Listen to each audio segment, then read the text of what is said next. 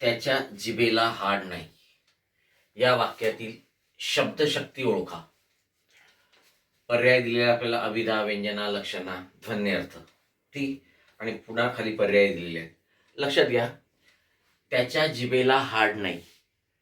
आता आपण जर शब्दशः अर्थ घेतला तर कोणाच्याच जिभेला हाड नसते. ठीक आहे, जिभेमध्ये हाड हा अवयव नसतो. मग आपल्याला प्रश्न पडतो, त्याच्या जिभेला हाड नाही, बाकीच्यांच्या जिभेला हाड आहे का? म्हणजे इथे काय होते, आपण जर शब्दशः अर्थ घेतला तर मुख्य अर्थाला बाधा निर्माण होते. बरोबर आहे. आणि म्हणून अशा वेळेला आपल्याला सुसंगत असा वेगळा अर्थ घ्यावा लागतो. जिभेला हाड नसणे याचा अर्थ वाटेल तसे बोलणे. ठीक. तर ही जी शब्दशक्ती आहे, ती जिभेला हाड नसणे म्हणजे वाटेल तसे बोलणे, हे आपण परंपरेने घेतलेलं आहे आणि म्हणून ही निरूढा लक्षणा शब्दशक्ती आहे. पण आपल्याला उपप्रकार दिलेले नाहीत आणि म्हणून ही शब्दशक्ती कोणती होणार? लक्षणा. कोणती होणार? लक्षणा. आणि म्हणून आपलं उत्तर असेल फक्त क बरोबर.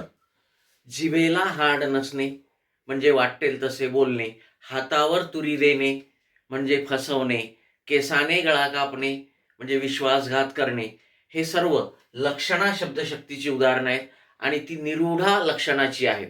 म्हणजे रूढीने हे अर्थ त्याला प्राप्त झालेले आहेत. ठीक आहे. आणि म्हणून आपलं उत्तर असेल 4 नंबरचा पर्याय. ओके. यस.